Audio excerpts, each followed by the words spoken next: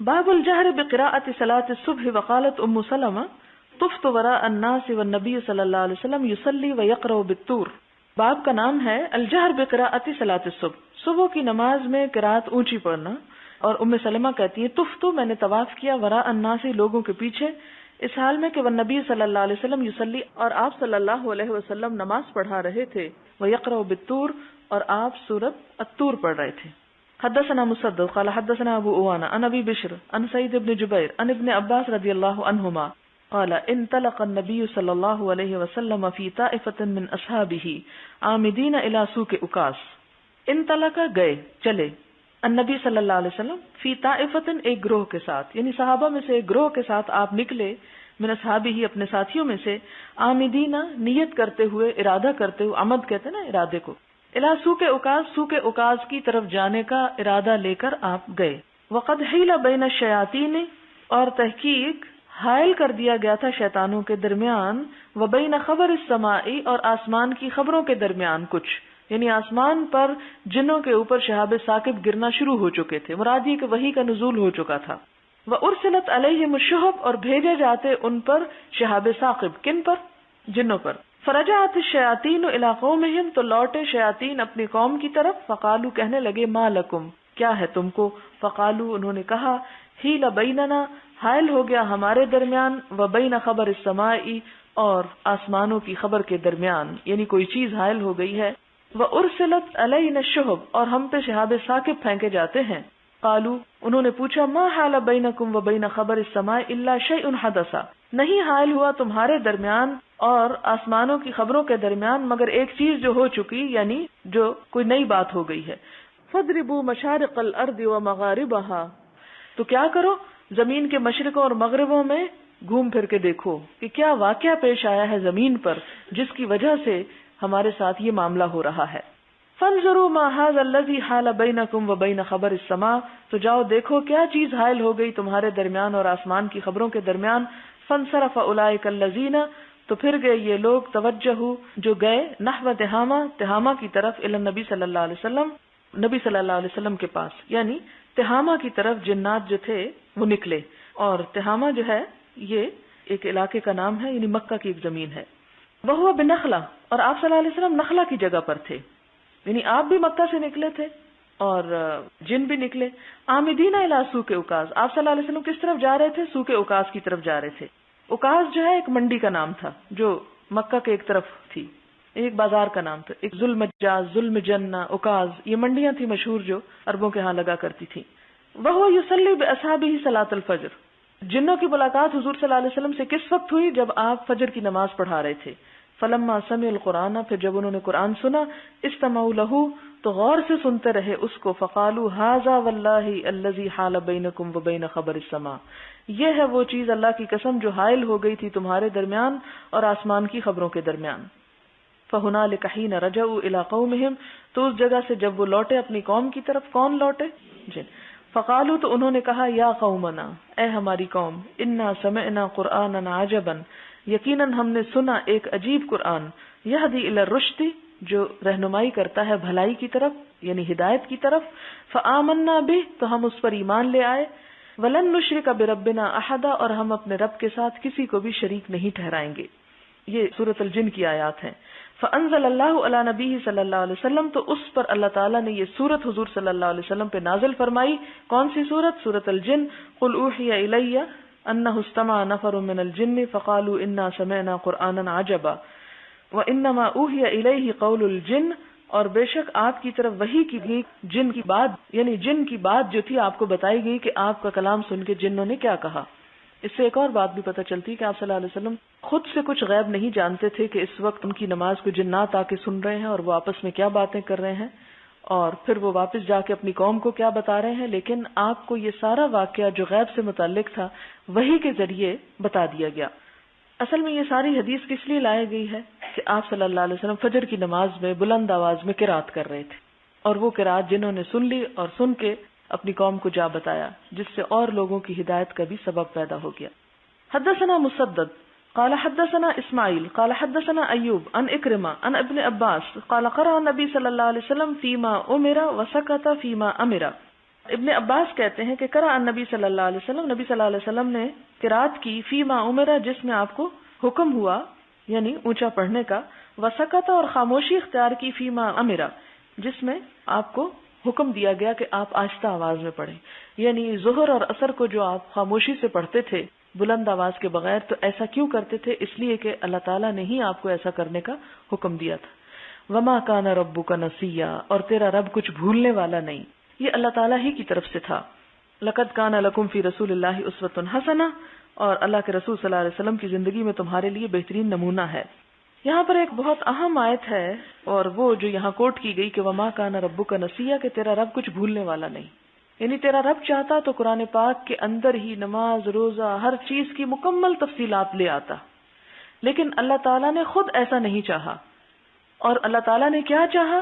کہ یہ کام کروا کے دکھا دیے جائیں. اب آپ دیکھیں کہ آپ میں سے اکثر لوگ یوں کرتے ہیں کہ جب میں کوئی حدیث اس طرح صرف پڑھ جاتی ہوں جس کا تعلق ایک خاص عمل سے ہوتا ہے، تو عموماً اگلے دن آپ کا سوال یہ ہوتا ہے کہ وہ کام کر کے دکھائیں. مثلاً وہ جو اشتمال والی حدیث تھی کہ آپ صلی اللہ علیہ وسلم نے کس طرح چادر کو باندھا اور کندھوں پر ڈالا، تو جتنی دفعہ بھی اس کو پڑھا گیا، ایک سے زیادہ دفعہ اس کو پڑھا گیا، لیکن ساری تھیری پڑھ کے بھی بات سمجھ نہ آئی کہ اصل میں ہوا کس طرح. پھر جب وہ ایک مثال سے بات سمجھائی گئی یا کر کے دکھائی گئی تو اس سے بات فوراً سمجھ میں آ گئی.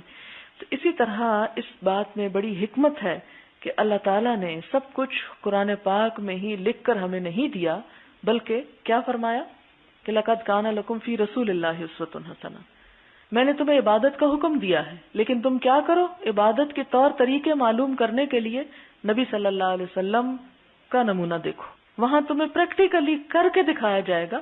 اور پھر جو کچھ آپ کرتے تھے صحابہ کرام، اس کو جب روایت بھی کرتے تھے تو اس سارے بعض اوقات ایکشن کی پوری نمائندگی کرتے تھے، کر کے دکھاتے تھے کہ آپ نے فلاں کام کس طرح کیا.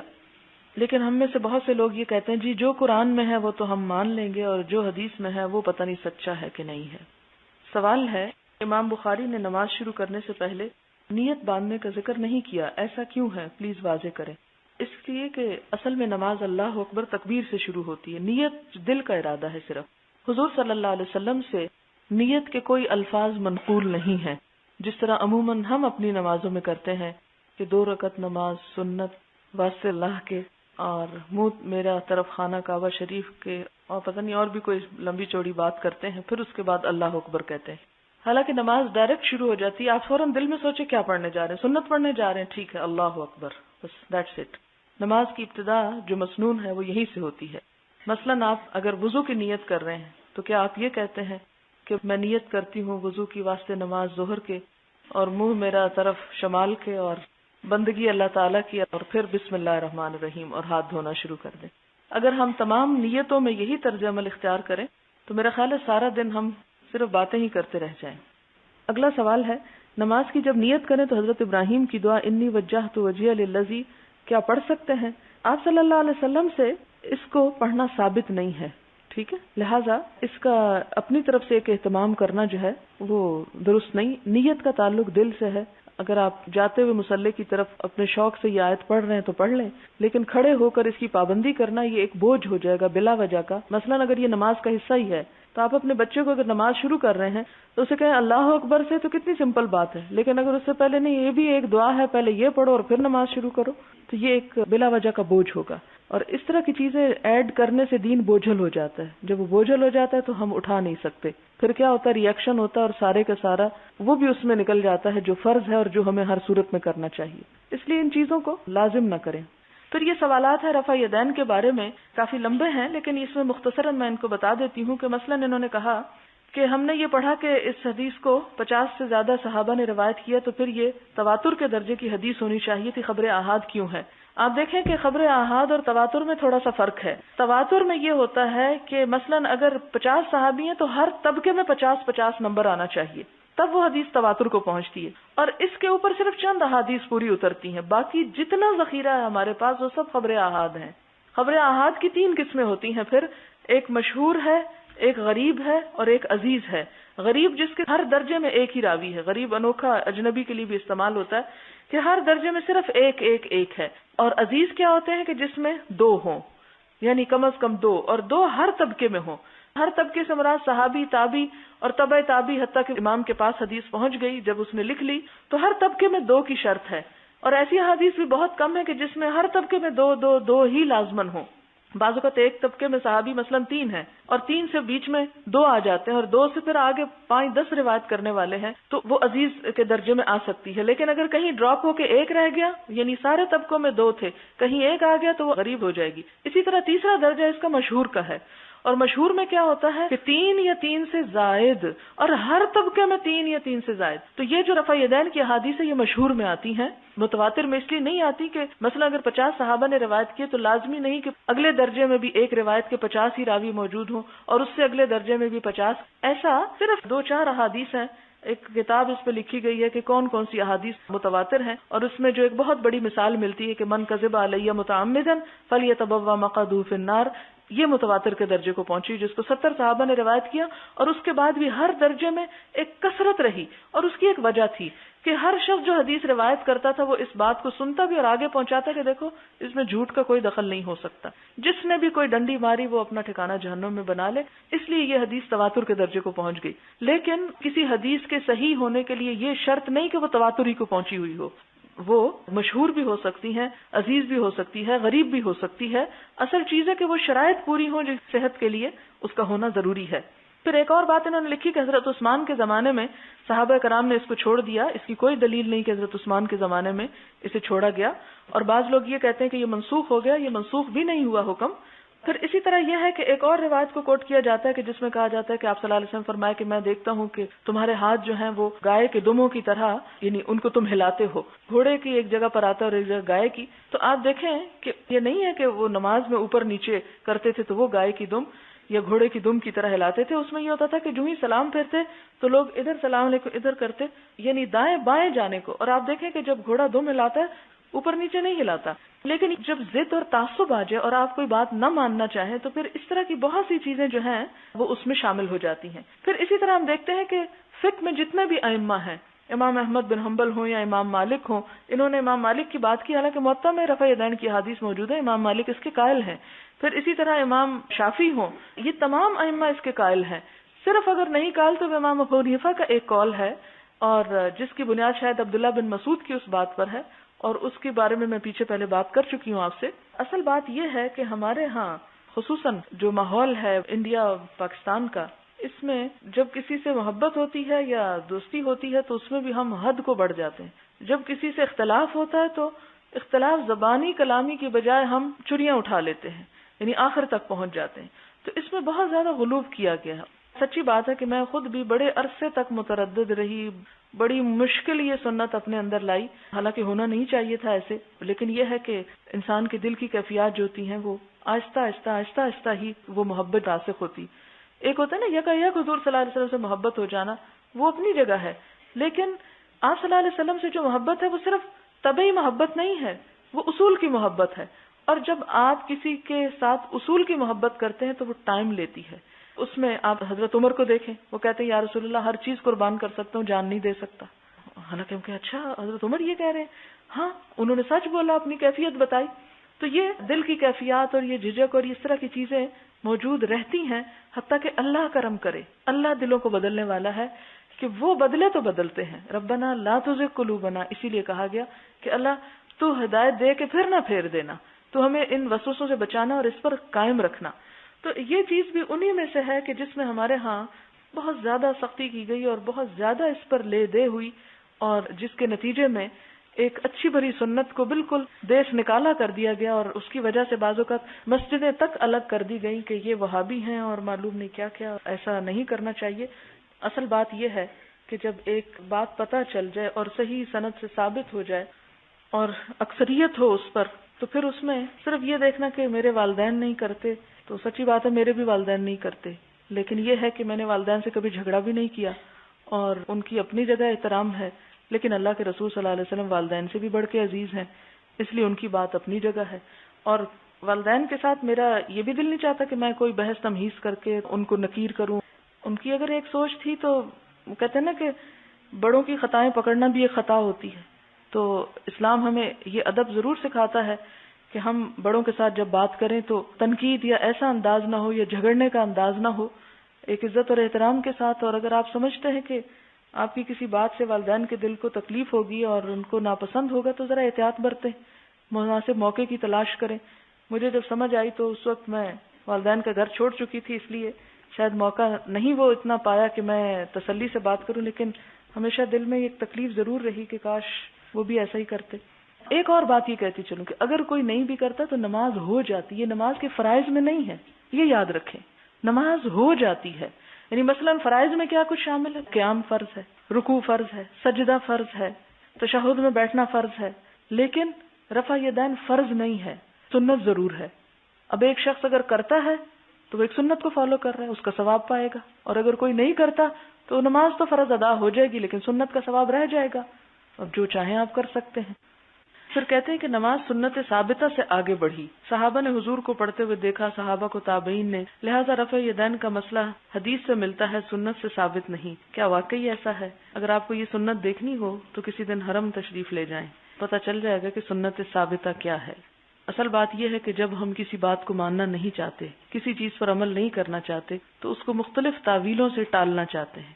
تو آپ ٹال لیں، اس ٹالنے کی آپ کو جزا مل جائے گی جو ملنی چاہیے. لیکن یہ ہے کہ اگر ایک بات صحیح سند کے ساتھ ثابت ہو رہی ہے تو اس کو قبول نہ کرنا سوائے اس کے اور کیا ہو سکتا ہے کہ آپ اپنے آباء و اجداد کی تقلید کرنا چاہتے ہیں. باب 476. اس حدیث سے ثابت ہوتا ہے کہ حضور صلی اللہ علیہ وسلم رفع یدین کرتے تھے. جب سے میں نے یہ حدیث پڑھی میں نے کرنا شروع کیا. مجھے ایک خاتون نے ایسا کرنے سے بہت سختی سے منع کیا. میرے باز نہ آنے پر انہوں نے مجھے کافی برا بھلا کہا کہ تم جیسے لوگ ہی فرقے بناتے ہیں. انہوں نے کہا کہ حضور کی سنت سے رفع یدین ثابت نہیں ہوتا اور ہمیں وہی نماز پڑھنی چاہیے جو سب پڑھتے ہیں، وہی حضور کا طریقہ ہے. ان خاتون نے بتایا کہ خانہ کعبہ میں امام اور مقتدی، مسجد نبوی میں بھی امام اور مقتدی رفع یدین نہیں کرتے. کیا خیال ہے، کیا کہتے ہیں وہ لوگ جو وہاں سے ہو کر آئے ہیں؟ سوائے میرے خیال ہے پاکستانیوں کے تقریباً سب کرتے ہیں، کیونکہ ائمہ ثلاثہ کے نزدیک بھی یہ کرنا چاہیے اور باقی تمام جمہور کے نزدیک بھی.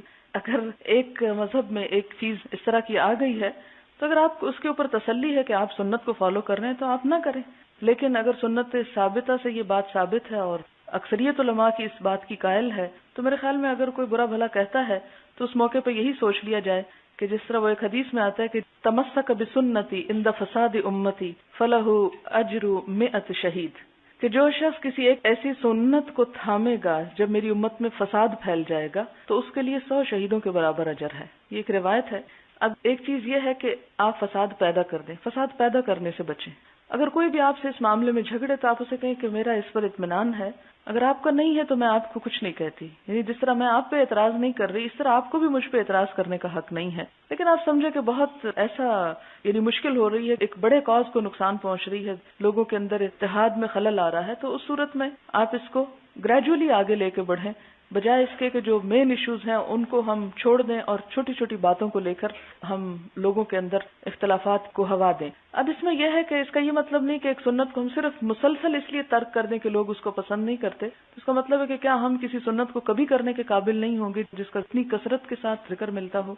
میں ایک بات ویسے سوچا کرتی ہوں اور مسلسل سوچتی ہوں کہ ہم عموماً یہ کہتے ہیں کہ امت میں اتحاد ہونا چاہیے، کہتے ہیں نا یہ بات، لیکن آپ یہ مجھے بتائیں کہ وہ قبائل میں اتحاد کس نے پیدا کیا تھا؟ وہ حالی کا شعر ہے نا، قبائل کو شیر و شکر کر دینے والا یہ کرنے والا. آپ صلی اللہ علیہ وسلم کی صفت میں وہ شعر کہے تھے. کس نے کیے تھے؟ قبائل کو ایک جگہ پہ جمع کس نے کیا تھا؟ حضور صلی اللہ علیہ وسلم نے. قرآن پاک میں ہمیں کیا کہا گیا؟ وَإِن تَنَازَعْتُمْ فِي شَيْءٍ فَرُدُّوهُ إِلَى اللَّهِ وَالرَّسُولِ. جب ہم اللہ کے رسول صلی اللہ علیہ وسلم کی ذات پر لوگوں کو جمع کریں گے تو ہی امت میں اتحاد آ سکتا ہے حقیقی معنوں میں. اور اگر ہم اس ڈر سے کسی سنت کو چھوڑ دیں کہ اس سے اختلاف پیدا ہو جائے گا اور فتنہ فساد پیدا ہو جائے گا، ٹھیک ہے احتیاط تو ضروری ہے، لیکن یہ کوئی سالڈ ریزن نہیں ہے کسی بھی سنت کو ترک کر دینے کی. کیوں؟ اس لیے کہ تنازع کی صورت میں ہمیں یہ کہا گیا کہ رسول اللہ کے ساتھ جڑ جاؤ. کیا اگر ہم اس وقت اللہ کے رسول صلی اللہ علیہ وسلم کو چھوڑ کر کسی بھی شخصیت کا دامن پکڑتے ہیں، مثلا میں کہتی ہوں کہ جی نہیں میں تو امام شافعی کی بات مانوں گی، تو آپ کہیں گے ٹھیک ہے آپ امام شافعی کی تو ہم امام ابو حنیفہ کے، اور تیسرا کہے گا ہم فلاں امام کے، اور چوتھا کہے گا ہمارا امام وہ ہے. تو اس سے اتفاق پیدا ہو جائے گا؟ کبھی نہیں ہوگا. اتفاق صرف اس صورت میں پیدا ہو سکتا ہے جب ہم سب وَإِن تَنَازَعْتُمْ فِي شَيْءٍ فَرُدُّوهُ إِلَى اللَّهِ وَالرَّسُولِ، تنازع کی شکل میں، اختلاف کی شکل میں لوگوں کو جمع کرنے کا ایک ہی پلیٹ فارم ہو سکتا ہے، اور وہ کیا ہے؟ اللہ اور اس کے رسول. وہاں آ کے سب کو سرنڈر کر دینا چاہیے. اور پھر آپ دیکھیں کہ قیامت کے دن جب لوگوں کو اٹھایا جائے گا، آپ کو پتا ہے کس کس کو کہاں اٹھایا جائے گا؟ جو جس سے محبت کرتا ہوگا اس کے ساتھ اٹھے گا. اگر آپ اللہ کے رسول صلی اللہ علیہ وسلم سے محبت کرتی ہیں تو انشاءاللہ آپ ان کے ساتھ ہوں گی. لیکن اگر آپ ان کے مقابلے میں کسی اور کی رائے کو زیادہ اہمیت دیتی ہیں اور ان سے محبت کرتی ہیں، تو اگر آپ کو یہی پسند ہے تو آپ ان کے ساتھ اٹھ جائیں. ٹھیک ہے، بہت اچھی بات ہے. لیکن کم از کم اپنے بارے میں تو یہ کہہ سکتی ہوں کہ سب کچھ بھی چھوٹ جائے تو چھوٹ جائے، لیکن اللہ کے رسول صلی اللہ علیہ وسلم کا دامن نہ چھوٹے. اس لیے کہ قل ان کنتم تحبون اللہ فاتبعونی، اللہ سے بھی محبت کرتے تو میرا اتباع کرو، حضور صلی اللہ علیہ وسلم کا اتباع. اور اس کے علاوہ ہمارے پاس کوئی چارہ نہیں ہے. تو کسی بھی سنت کو جو واقعی کسی صحیح طریقے سے ثابت ہو، اس کو اس طرح کی تعویلیں اور دلیلیں دے کر ٹال مٹول کرنا اور اسے پشت پیچھے پھینک دینا اور کہنا کہ یہ اختلاف کا سبب ہے، اختلاف کا سبب نہیں ہے. اختلاف ختم ہی جب ہوگا. اگر ہم دیکھیں کہ بظاہر ہم اتحاد پیدا کیے ہوئے ہیں، ٹھیک ہے جی، آپ فرقے بھی بنائیں اور آپ جو چاہیں بنائیں، جتنے حصوں میں چاہیں بانٹیں، اور صحیح بات صرف اس لیے نہ کریں اور خاموش رہیں اور خاموشی رہتے چلے جائیں کہ اگر بات کی تو سب ناراض ہو جائیں گے. تو پھر اس کا مطلب ہے کہ کبھی یہ تو بالکل ایسا ہی ہے کہ اندھیرا ہے تو سب خوش ہیں، کسی کو کسی کا عیب نظر نہیں آتا. کہ سورج سے اس لیے ڈرے کہ سورج نکلا تو سب گندگی نظر آ جائے گی اور سب کے دامن کھل جائیں گے کہ کس کے اوپر کیا ہے. تو کیوں ڈرتے ہیں سورج نکلے؟ وہ روشنی آنے دیں، وہ روشنی آئے گی تو ہر ایک اپنے آپ کو صاف کر لے گا. لیکن اگر اس ڈر سے ہم کہیں کہ یا اللہ سورج ہی نہ نکلے کہ ہمارے عیب نہ کھل جائیں، تو یہ بڑی زیادتی کی بات ہوگی. آپ دیکھیں کہ سورج کون ہے یہاں، کس کو سورج کہا گیا قرآن پاک میں؟ سراجن منیرا، اللہ کے رسول صلی اللہ علیہ وسلم کی ذات. ان کو ابھار دیں، ان کو سامنے لے آئیں. وہ تو خود بھی بلند ہیں، لیکن ہم سے بھی پوچھا جائے گا ہم نے کیا کیا ان کے لیے، کتنی ان کی سیرت پڑھی اور کتنا ان کے ساتھ اپنی وابستگی کا اظہار کیا، اور کتنا واقعی سب سے کٹ کے ان کے ہو رہے. تو جتنی جتنی وہ چیز بڑھتی چلی جائے گی، اتنا ہی ہم سب آپس میں بھی ایک دوسرے کے قریب ہوتے چلے جائیں گے. وہی ہستی ہیں صرف جوڑنے والی، ان کے علاوہ کسی پر بھی سب کا اتفاق ہو ہی نہیں سکتا، کسی پر نہیں ہو سکتا. آپ صلی اللہ علیہ وسلم کی جب ذات کی بات آتی ہے تو ہم سب کا حکم کیا ہے؟ وَيُسَلِّمُوا تَسْلِيمًا، جو کہیں فَلَا وَرَبِّكَ لَا يُؤْمِنُونَ حَتَّى يُحَكِّمُوكَ فِيمَا شَجَرَ بَيْنَهُمْ. فَلَا پس نہیں، وَرَبِّكَ قسم تیرے رب کی، لا یؤمنون وہ مومن نہیں ہو سکتے، حتی یحکموک یہاں تک کہ وہ آپ کو منصف نہ بنا لے، فیما شجر بینہم اس معاملے میں جو ان کے درمیان اختلاف ہو. تو جب تک آپ کی ذات ہماری منصف نہیں اور آپ کے آگے ویسلموا تسلیما نہیں تو معاملہ نہیں حل ہوگا. لیکن اس کا یہ مطلب نہیں کہ ہم لوگوں کے اوپر فتوے لگانا شروع کر دیں اور ان کو برا بھلا کہنا شروع کر دیں اور ان کو کوسنا شروع کر دیں اور سب کو لک ڈاؤن کرنا شروع کر دیں کہ تم سب گمراہ لوگ ہو. اور نہیں، صرف یہ کہتے رہنا کہ اندھیرا ہے اندھیرا ہے، تو اندھیرے کو دور کرنے کے لیے روشنی کا انتظام کریں، نہ کہ صرف تنقید کر کے چلتے بنے.